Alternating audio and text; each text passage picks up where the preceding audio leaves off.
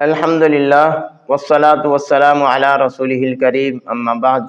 پارہ نمبر 19 اللہ تعالیٰ نے کافروں کا تذکرہ کیا ہے۔ کافر بے ایمان جب بھی انہیں ایمان کا کہا جاتا تو وہ طرح طرح کے ہیلے بہانے کرنے لگ جاتے۔ یہاں بھی اللہ تعالیٰ نے ان کے ہیلوں بہانوں کا تذکرہ کیا ہے کہ وہ کہتے تھے اگر ہم نے ایمان لانا ہے تو ہم بظاہر فرشتوں کو دیکھیں، فرشتے نازل ہو، یا ہم اللہ تعالیٰ کو دیکھیں، اللہ تعالیٰ کو دیکھیں گے، فرشتوں کو دیکھیں گے، تب ہم ایمان لائیں گے۔ تو اللہ تعالیٰ نے کہا فرشتے تو اتریں گے قیامت کے دن، لیکن تب تمہارے لیے خوشخبری کا باعث نہیں ہوگا، تب تو ٹائم ختم ہو چکا ہوگا۔ اور اللہ تعالیٰ نے آسمان کی نشانی کا تذکرہ کیا ہے۔ قیامت کے دن جب آسمان پھٹ جائے گا، یہ اتنا بڑا آسمان ہونے کے باوجود اگر آسمان پھٹ جائے گا، آسمان کی کوئی حیثیت نہیں ہے تو اور چیزوں کی کیا حیثیت ہے۔ اور اللہ کے رسول اللہ سے شکوہ کریں گے، شکایت کریں گے اپنے امتیوں کے بارے میں۔ تو ایک وہ امتی ہیں جن کے بارے میں اللہ کے نبی سفارش کریں گے، اور ایک وہ امتی ہیں جن کے بارے میں شکایت کریں گے۔ ہم نے دیکھنا ہے ہم نے کن لوگوں کی صف میں شامل ہونا ہے۔ اگر اللہ کے نبی علیہ السلام کی شفاعت لینا چاہتے ہیں تو پھر ہمیں نبی صلی اللہ علیہ وسلم کی اتباع اور پیروی کرنی چاہیے۔ کافروں کا ایک اور اعتراض تھا کہ یہ قرآن، یہ کتاب اکٹھا ہی یک بارگی ایک ہی دفعہ کیوں نازل نہیں ہوتا؟ تو اللہ تعالیٰ نے کہا یہ تو تمہارے لیے رحمت کا باعث ہے۔ جس طرح باقی کتابیں ایک ہی دفعہ نازل ہوئی ہیں، تورات ہے، انجیل ہے، زبور ہے، لیکن یہ رحمت ہے قرآن، یہ وقفے سے، موقع کی مناسبت سے نازل ہو رہا ہے تاکہ تمہارے لیے اس پہ عمل کرنا آسان ہو۔ جیسے ہی موقع آتا ہے، آیات نازل ہو جاتی ہے تو تمہیں اطمینان بھی حاصل ہوتا ہے، عمل کرنا بھی آسان ہو جاتا ہے، پریشانی کا باعث بھی نہیں۔ کوئی بھی نبی جب اپنی قوم کی طرف آتا تو قوم والے کافر، نافرمان، اللہ کے دشمن نبیوں کا مذاق کرتے تھے، استہزاء کرتے تھے، طرح طرح کے القابات دیتے تھے۔ اللہ تعالیٰ نے ان کے لیے عذاب کی دھمکی دی ہے، تو ان کے لیے عذاب ہے۔ ہمیں بھی ان باتوں سے باز رہنا چاہیے۔ اگر کوئی اچھا انسان ہے، نیک ہے، ایمان والا ہے، تو اس کو مذاق نہیں کرنا چاہیے۔ اللہ تعالیٰ نے کہا کہ ہم چاہیں تو ہر بستی کی طرف ایک نبی بھیج دیں، جس طرح پہلے نبی آتے رہے، پیغمبر آتے رہے، لیکن اس نبی کو، حضرت محمد رسول اللہ صلی اللہ علیہ وسلم کو اللہ تعالیٰ نے قیامت تک پوری کائنات کے لیے نبی بنا کر بھیجا ہے، اور یہ نبی جو ہیں یہ رحمت للعالمین ہے، پوری کائنات کے لیے تا قیامت۔ تو ان کی جو شریعت ہے، دین ہے، اسلام ہے، ہمارے لیے رہنمائی ہے، ہمارے لیے ایک زندگی گزارنے کا مکمل طریقہ ہے۔ اپنی زندگی شروع سے لے کے آخر تک اسی کے مطابق گزارنی چاہیے۔ اللہ تعالیٰ کی ذات بہت ہی بابرکت ہے، برکت والی ہے، جس نے آسمانوں کو پیدا کیا، مزین پیدا کیا۔ آسمان میں طرح طرح کی روشنیاں ہیں، چاند ہے، ستارے ہیں، سورج ہے، اور اللہ تعالیٰ نے زمین کو بنایا ہے، مختلف چیزیں پیدا کی ہیں۔ یہ اللہ تعالیٰ کی نشانیاں ہیں۔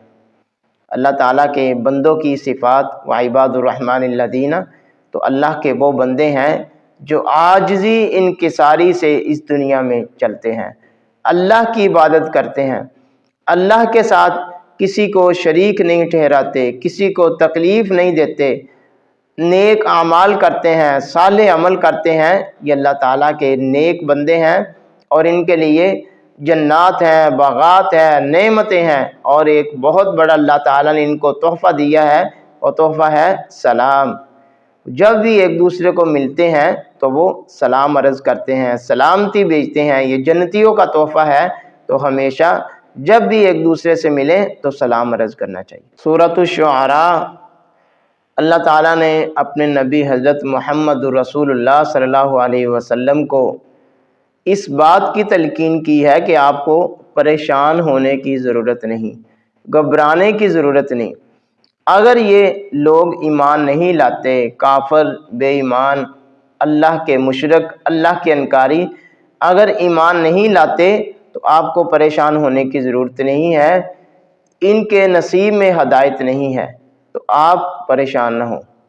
تفصیل سے حضرت موسیٰ علیہ السلام کا واقعہ ہے، اسی طرح ابراہیم علیہ السلام کا واقعہ ہے، کس طرح انہوں نے اللہ تعالیٰ کی توحید کی، اللہ تعالیٰ کی عبادت کی دعوت دی، کس طرح انہوں نے معبود برحق کو اور وہ الہ، وہ معبود جن کی وہ عبادت کرتے تھے، حق پہ نہیں تھے، کس طرح تفصیل سے بیان کیا ہے۔ ابراہیم علیہ السلام نے کہا معبود برحق تو وہ ہے جس نے مجھے پیدا کیا ہے، جو مجھے کھانا دیتا ہے، جو مجھے پلاتا ہے، جو ہر قسم کی سہولیات، ہر قسم کی نعمتیں مجھے فراہم کرتا ہے۔ اگر میں بیمار ہوتا ہوں تو وہی مجھے شفا عطا کرتا ہے، وہی اصل معبود ہے، اسی کی ہی عبادت کرنی چاہیے۔ اسی طرح اللہ تعالیٰ نے مختلف انبیاء کا تذکرہ کیا ہے۔ نوح علیہ السلام، قوم عاد کا ذکر ہے، قوم ثمود کا ذکر ہے، اصحاب ایکا حضرت شعیب علیہ السلام کی قوم کا ذکر ہے، قوم لوط کا ذکر ہے۔ تمام کے تمام نبی جو اپنی قوم کی طرف مبعوث کیے گئے، ان کی ایک ہی دعوت تھی، اللہ تعالیٰ کی وحدانیت، اللہ تعالیٰ کو تسلیم کر لو، اللہ تعالیٰ پہ ایمان لے آؤ، اچھے اعمال کرو، اعمال صالحہ کرو، رشتہ داریوں کو جوڑو، رشتہ داریوں کو نہ توڑو، ظلم اور زیادتی سے بچو، شراب جوئے سے بچو۔ تو یہ انبیاء کی دعوت تھی، قوموں نے ان کو جٹلایا، ان کو پریشان کیا، ان کو مذاق کیا، تو ان کے لیے عذاب کی خوشخبری ہے۔ یہ ساری کتابیں، یہ ساری کی ساری کتابیں جو انبیاء پہ اتری ہیں، یہ اللہ تعالیٰ کی طرف سے ہے، یہ منزل من اللہ ہے، اللہ تعالیٰ نے آسمان سے نازل کی ہے۔ یہ ساری کتابیں حق ہے، سچ ہے، ہمیں ان پہ ایمان رکھنا چاہیے۔ اور نبی صلی اللہ علیہ وسلم کو اللہ تعالیٰ نے حکم دیا ہے کہ اپنے رشتہ داروں کو، اپنے قریبیوں کو اللہ کے عذاب سے ڈرائیے، اللہ کی وحدانیت کی دعوت دیں، دین اسلام کی بات کریں۔ سورۃ نمل، یہ کتاب، یہ قرآن ایمان والوں کے لیے، نیک لوگوں کے لیے ہدایت ہے، خوشخبری کا باعث ہے۔